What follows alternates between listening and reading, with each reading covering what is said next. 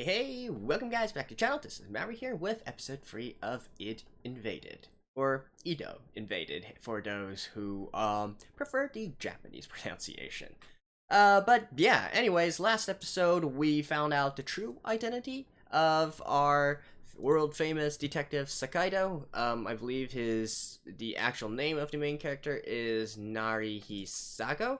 If I'm not mistaken, anyways. A pretty long name.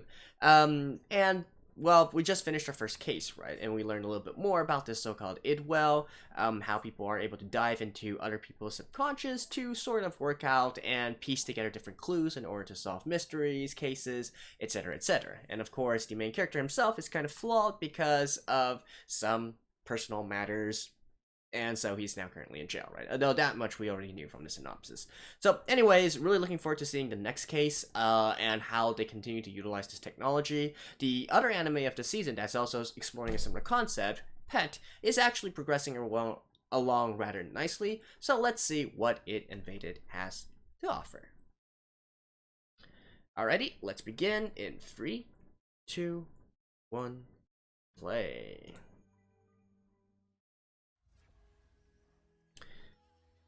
Phew.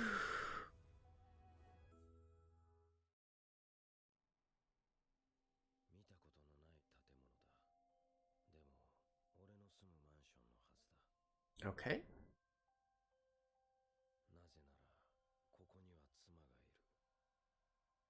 Okay. Oh, this is a flashback?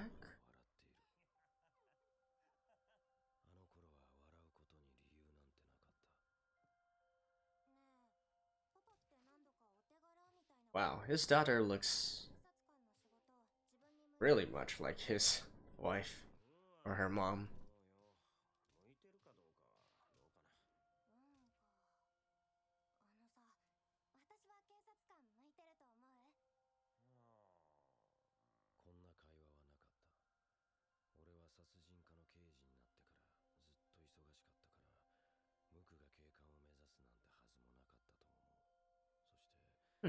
So this never happened.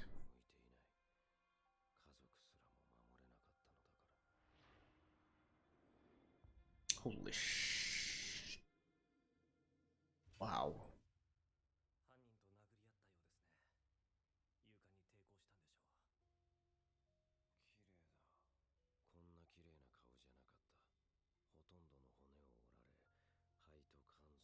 Wow.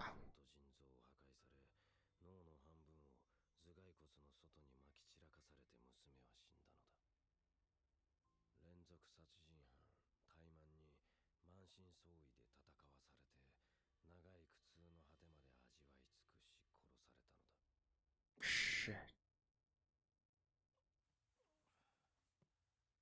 Talk about gruesome. I'm glad they didn't show that.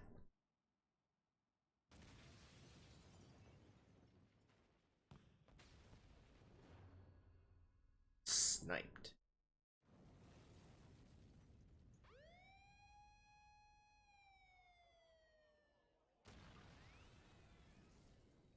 Fireworks as well. Serial bomber. Hey! It's a Hondo Machi?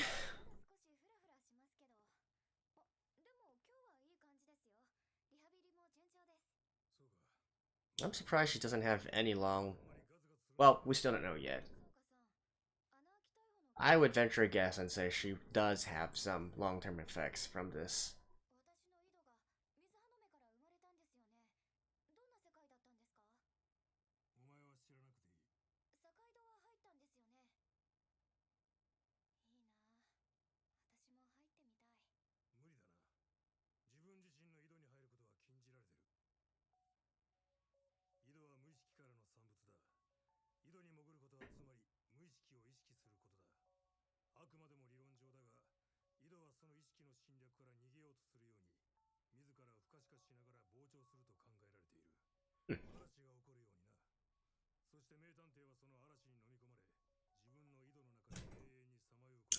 Getting lost within your own unconscious?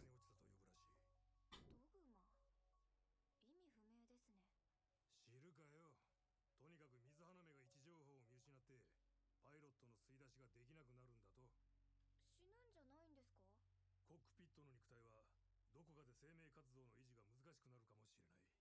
しかし肉体が死んでも精神は水花芽の中では生き続けるらしい。パイロットが井戸の中で自分の記憶を失い名探偵になるのも万が一自分の井戸の中に入った時の安全確保のためなんだろうな。Oh. Okay. Yeah, that kind of makes sense because the character Sakaito doesn't understand who he actually is.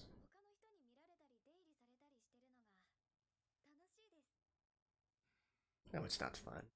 It's honestly horrifying.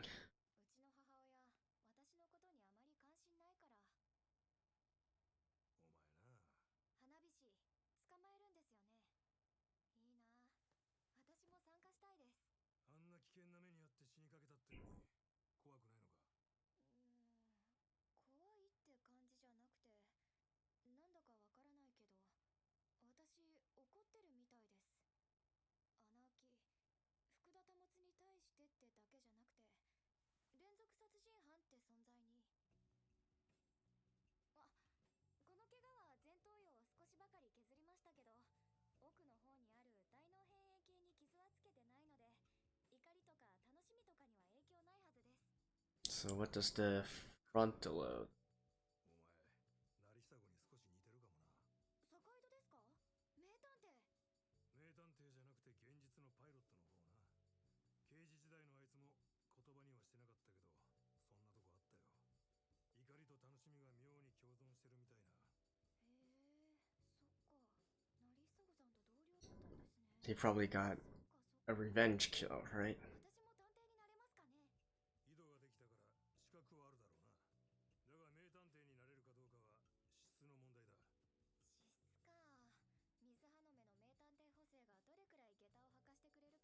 だ。やめとけ。水花芽のパイロットになるなんて自殺と同じだ。せっかく助かった命だぞ。もう一回自殺を企てる必要なんてね。First one? But she didn't become a pilot, she just formed a well.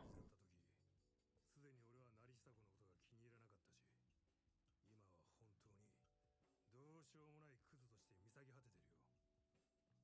ともかく休め。こいつのことは俺たちに任せろ。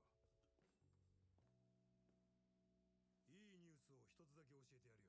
That's a bit harsh. But I'm guessing that he's taking offense at what he actually did.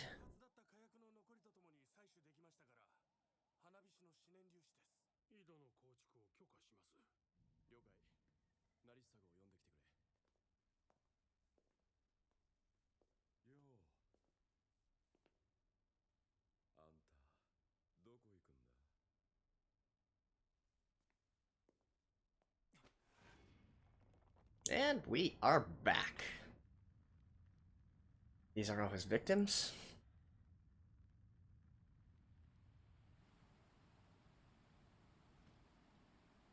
Ooh. Great big waterfall. Is that a waterfall?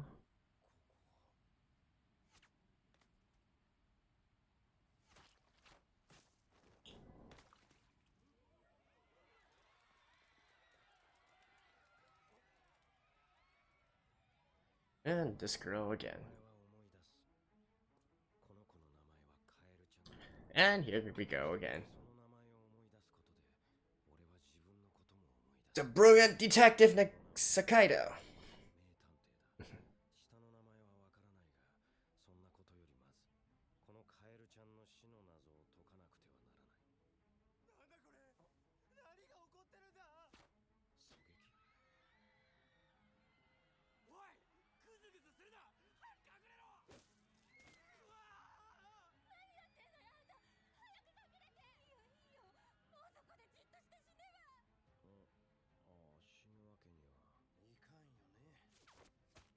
Hmm?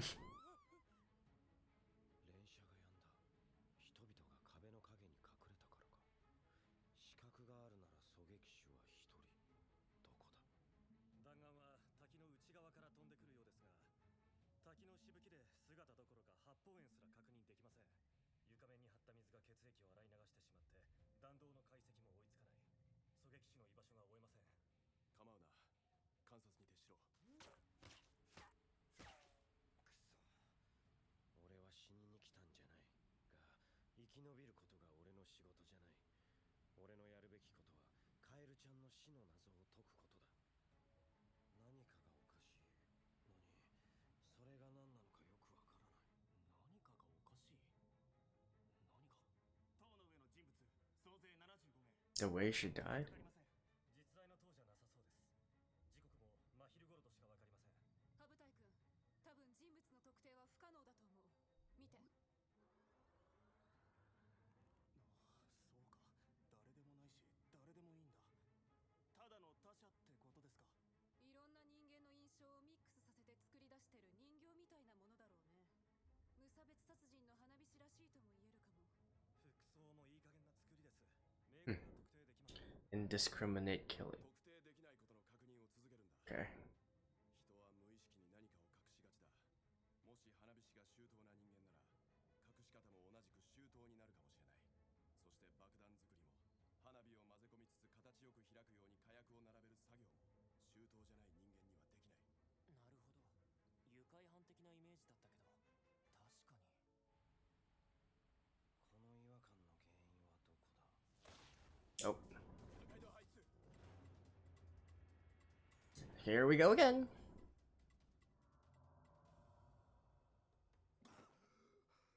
堺道再投入。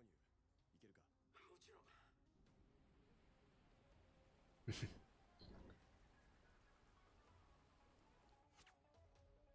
And then they go through the same process again. This is also, you know, in a sort of way, actually like AI. You know, I didn't notice this before, but now that I think about it, it's actually quite like artificial intelligence and machine learning.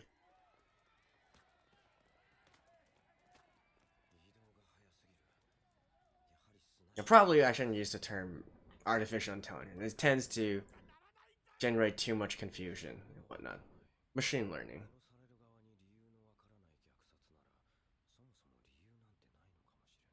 坂井戸とカエル以外の被害者たちは毎回人数が変わっています。71人から83人の間ですが。解析を続けてくれ。もう嫌だ。撃たれるのだけは嫌だ。 Going over the wall.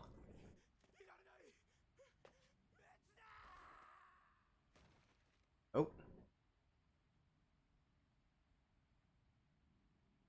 れて死ぬのと身を投げるのとどちらがマシなんだろう。移動し続けるんだ。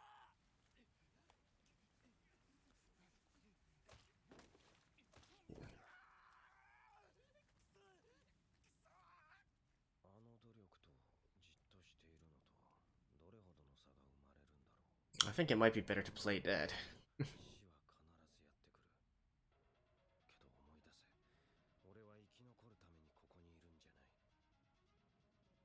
恐れるな。俺は名探偵カエルちゃんの死の謎を解くためにいるんだ。助けて、なんとかして。ちょっと。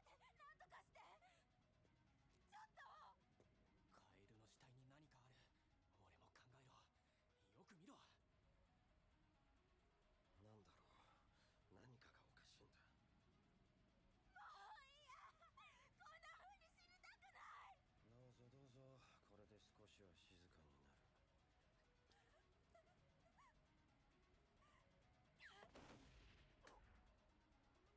Hmm?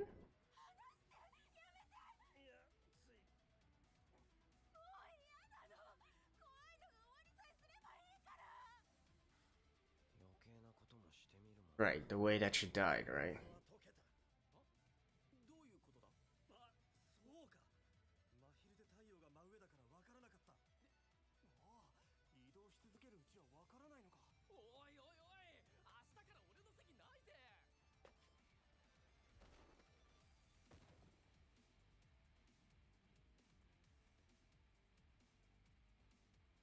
さっき遠くで飛び降りた男が今俺の真下で死んでいる。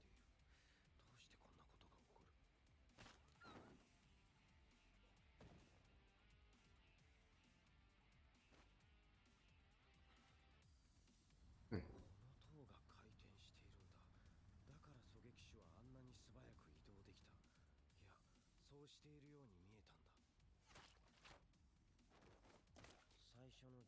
は連射だったが、狙いは正確だった。移動しながらできる芸当ではない。狙撃手は同じ場所から逃げ惑う俺たちを狙っていたはずだ。つまりこうだ。So the tower is. カエルちゃんは胸を撃たれ、倒れ、それでもまだ意識があり、狙撃手を見つけて。So that shoots. Yeah, it's pointing it. その時も塔が回転していて、カエルちゃんの指先と弾道の方向がずれ。Yeah. I thought there was something interesting about the pose that she struck.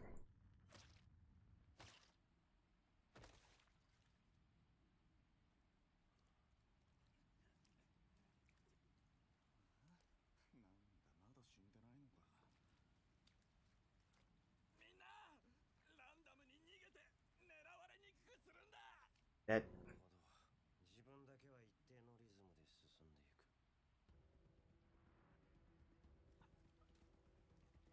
みんな頑張れ。スナイパーを探すんだ。楽しそうだな。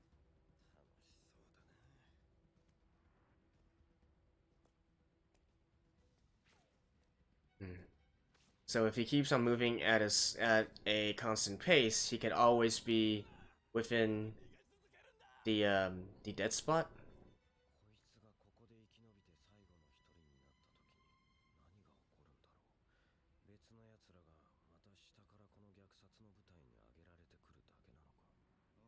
気づいた？ああ、名探偵だからな。でもちょっと頭が高すぎたな。いいんだ。生き死には問題じゃない。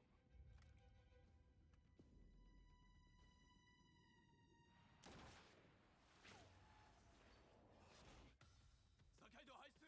パズルが解けました。75名中74名は体や顔のパーツを分解されてランダムに結合されています。その74人は軍人です。4年前の中東での Victims of a bombing in the Middle East 4 years ago. Really? 政治警報です。どうしますか？情報を取り寄せる方法がなくもないですが。無理はするな。こちらへの政治介入の口実にされては困る。水花目の秘密が欲しいんだろうけど、運用してる俺たちですら知らないんだけどな。75人中74人。残りの1人は？ああ、失礼しました。その残りの1人が境戸の見つけた男です。そいつが花火師だ。その男も顔が変化してますけど。整形ね。すべての整形カルテを照合してパーツごとに。はい。大事なことがもう一つ。井戸の中で犯人は虐殺の現場にいたということだ。じゃあ花火師は軍人でしょうか？ひょっとして爆破現場にもいたとしたら。消防士、警官？あるいは野獣馬に紛れ込んでるか。もしくはフリーの報道カメラマンとして現場に急行したフリックか。被疑者確保。よし、連れてきてくれ。4年で7回も整形すりゃ随分。That quick? Alright. まあでもハンサムになってよかったじゃねえか。見た目なんかどうだっていいよ。けど整形するのにそんなこと言ったら余計な疑いをかけられるだけなんだ。なるほどね。What's the motivation though? 松岡さん、これご所望の写真です。おう、あの爆弾花火を本人はどんだけ綺麗に撮ってるのかと思ってよ。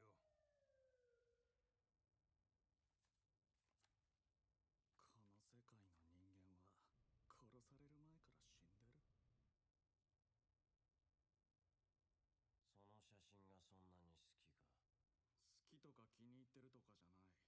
ただ本物が Okay, so he's just trying to make a statement. 人間は皆恐ろしいものがあっても美しいものが好きだから。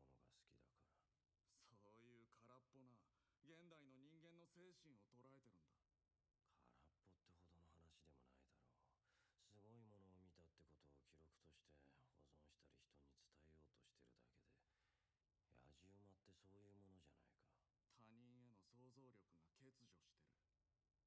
人が死んでったのはあんたの爆弾のせいなんだろ。花火師さん。今の人間の空っぽぶりをあらわにしてやったんだ。どんな奴らも死んでも生きててもどうでもいい奴らばっかりなんだ。あんただってそう。This also gives me some Ghost in the Shell vibes as well, particularly in the motivations of the different criminals. それを知ってるんだ俺は。人の命に価値なんかない。俺のもあんたのもあんたの可愛い娘さんのもな。生きてようと死んでようとどちらにしろ意味はないんだ。人は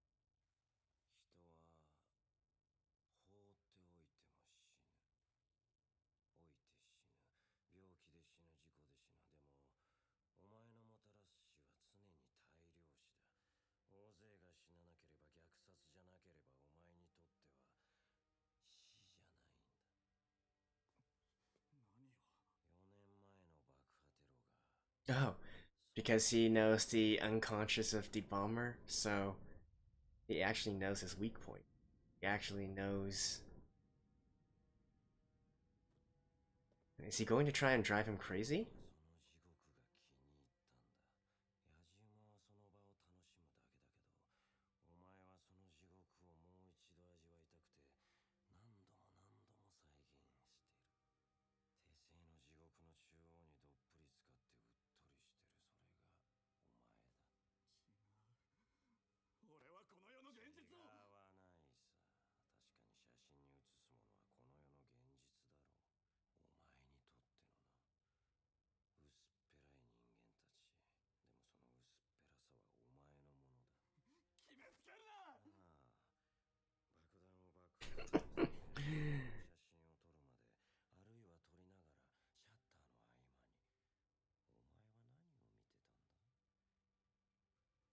は撮りながらシャッターの合間に、お前は何を見てたんだ。野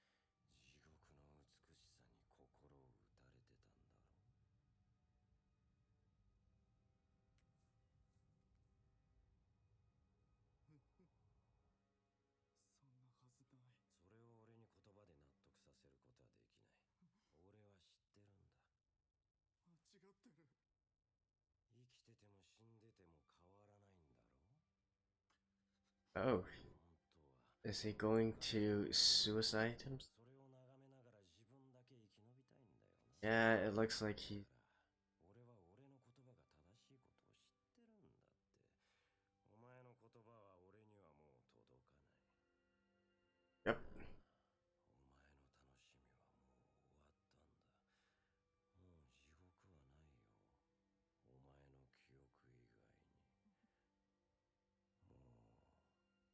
もう地獄はないよ。お前の記憶以外に。もういいんじゃないか。Yeah. In reality, though, if he was in a prison, this probably couldn't have happened. They would be monitoring him 24/7. 頑張れ。お前の世界観の証明までもう少し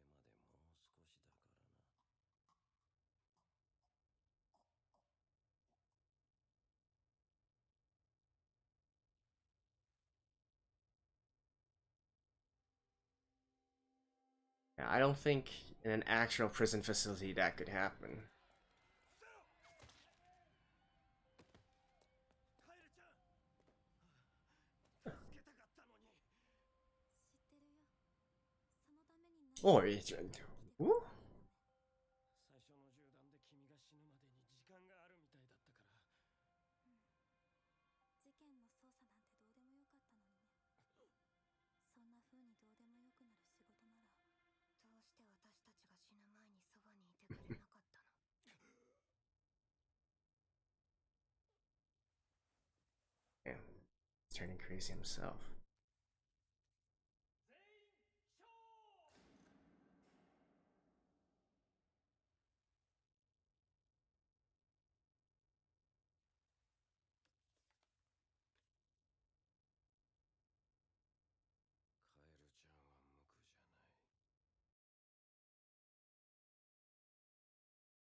い。 And there we go. Not bad, not bad. Alrighty, see you guys after this. Okay, so that was actually another very interesting episode as well. So It Invaded still continues strong on my list in terms of its potential and in terms of the enjoyment factor, right? Now, one thing that I will quickly point out as a sort of brought me out of it a little bit was that that suicide at the very end there by the pyrotechnist, right? So again, these are people who are, who are serial killers, very serious criminals. I wouldn't doubt that they would be sent to some max security prisons and whatnot. And even if not so, you gotta understand that these prison cells are always monitored 24/7. You have no expectation of privacy there. I find it highly doubtful that any prisoner could kill themselves undetected. The prisons that are built, particularly in the Western world, are specifically designed to prevent this kind of thing happening. Especially in cases where these types of criminals, there is a desire to keep them alive, to bring them to trial and justice and whatnot, and so on and so forth, right? So, highly doubt that. And of course, we can bring in the Epstein jokes here and how he was suicided or something like that. But you know what? In this case, all jokes aside, he actually was suicided, right? He didn't just commit a suicide. He was suicided by our main character, right? And speaking of which, I gotta say I do enjoy flawed protagonists. So we can see here, through this perfect example, he probably did similar things in the past as well. That probably goes back to the 5-Pete he was talking about in the last episode, so it's probably a 6-Pete now. Now, I was thinking maybe he was talking, because he's got to be in jail for some reason at the very beginning, right? So his first kill might not have been something related with this, but, just my thinking is that he probably sought out the murderer, the serial killer of his daughter, and just directly killed him instead. And then subsequent events, once he was arrested and started doing this idwell work, he probably also brought his own sense of I don't even really think it's justice, but he basically has no qualms with driving these criminals crazy and forcing them to kill themselves, right? As we see in previous scenes, it's a mixture of pleasure and anger or something like that. So his brain is already somewhat crazy in itself, right? He's somewhat mentally unstable, and that's probably a prerequisite to being one of the pilots, right? The other detective had already said before, you need to be a murderer in order to look into a murderer's mind, and so that's probably it. And it does make sense how he understands their deepest fears, their deepest desires, their vulnerabilities and whatnot, and use that as knowledge to to basically drive them crazy. And that is why also probably the other detective is saying how he despises him as trash, because he's doing these kinds of things. And probably even all the way back to the first murder as well, right? Since they are upholders of justice and whatnot, they're not supposed to actually take the law into their own hands themselves. But yeah, anyways, I am enjoying this a lot. And one thing I mentioned within this episode as well, because even though we already got this sort of repeating occurrences, Groundhog Day situation, which was set up in the first episode, it being more of a gamified system and whatnot, and seeing him, basically respawn over and over again to go through, find a different way to get through this and eventually solve the problem, it actually does remind me a lot of the basically machine learning that is so popular nowadays. Actually, if you are personally, I work in the IT industry, so it is something that I can't say I'm familiar with. I'm not an engineer, but I guess I have a decent amount of knowledge about. And it's really, you can really find the parallels here, right? Because machine learning is, generally speaking, the same as well. You're repeating the same thing millions of times through countless different iterations, and always deviating slightly each time to eventually arrive at a desirable outcome, right? In this case, the outcome is, solve the mystery. Or it could just be easy. I was just thinking, could they actually have substituted this guy through using a computer instead, right? Substituting, what's his name again? Narisago for a computer instead. Now, it's kind of hard because it actually there's a different sort of end goal here. But if, for instance, the end goal was just to survive until the very end, I think a computer program could find a way to to survive until the very end through some sort of ingenious method. But yeah, anyway, that's just a quick thought that I had while looking at this, because it is in a very gamified system. You feel like you're responding and then you're trying different things. Reminds me a lot of the machine learning that's going on nowadays in order to teach computers to beat computer games, basically. So yeah, just a slight tangent in there. What else did I like? The flawed ideologies was also a nice touch. I made reference to Ghost in the Shell there, how, all these different serial killers, these different criminals, they have their own ideologies and they believe in them or whatnot. It didn't really turn out the way that I was expecting, particularly with the big breakdown of the protagonist and him eventually suiciding, but still, I guess it's still kind of similarly related as well. I did like the concept of the id will being a double-edged sword, with driving people crazy, and I think there's a lot of stuff that we can go on through here, and that includes Hondamachi's her entire thing with somebody else diving into her brain as well, right? Like, I mean, if we think about it, even though they're using it only on criminals and whatnot, that is still a very scary thing to think about, right?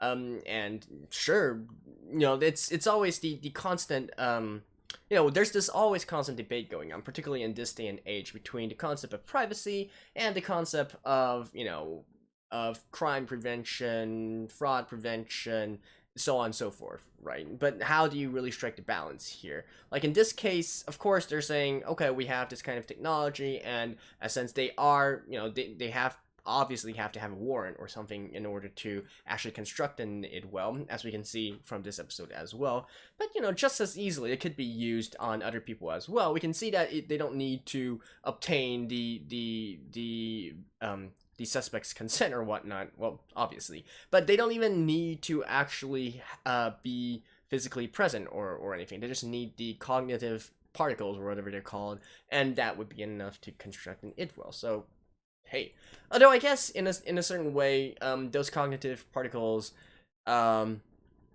like, we're still not entirely sure how they're generated, so maybe not everybody can generate them. Obviously, they are honed into some particular thing, so maybe there is a sort of failsafe there as well, in order to prevent it being used for nefarious means.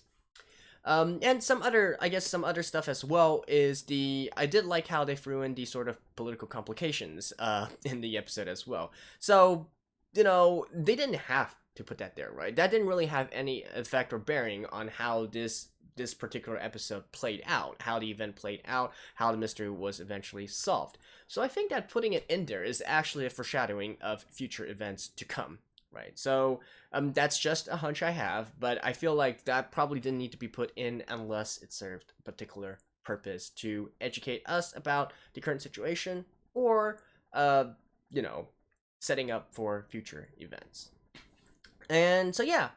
Oh, and I basically didn't even talk about the actual case on hand, right? The actual case that was solved. But I mean, then again, there's not really that much to talk about there. So, they go in, they get on this big tower, so the big mystery is that the tower actually is spinning by itself, whereas the sniper is set at a place, right? So as the tower spins around, the sniper can just take shots and kill whoever comes into his sights, right? And then, of course, later on, we solve the mystery because of people, jumping over the wall, and then so we can see that they are not in the same place that they fell from, but actually from relative to your own position, probably to another direction, right? And that is how the thing was solved. I mean, not really too much to talk about there.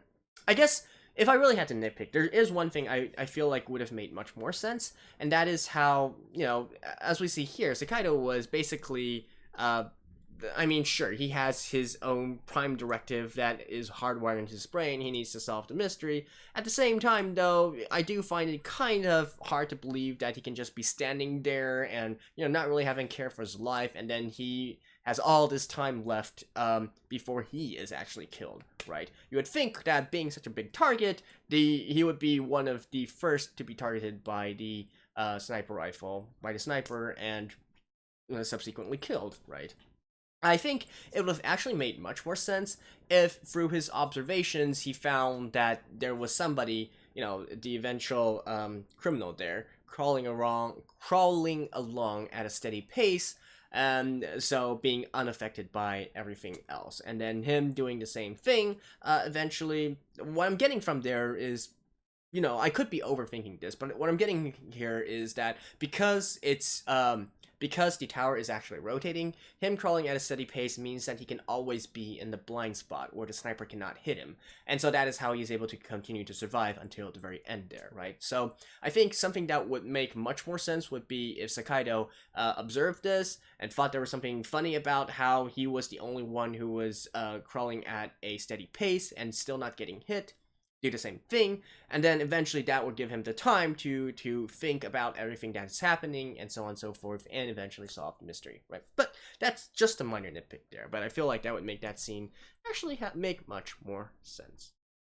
So yeah, anyways, still really intrigued and very interested in this anime. It is alongside Pet, still doing pretty well with the subject matter at hand, even though they are going into different directions and the mechanisms are not quite the same. But I feel like they are both building a compelling case to utilizing this particular subject. I'm really looking forward to learning more about our main character and how he I always can't remember his name. Narihisaga? Like, it's such a long name to remember. And the eventual retelling of all the events that transpired, how he eventually became a prisoner and whatnot, probably a criminal, probably killed somebody, and so on and so forth. So, anyways, that's it for episode 3. See you guys in the next one. Still working my way to catch up, but hopefully that will be soon. Bye-bye.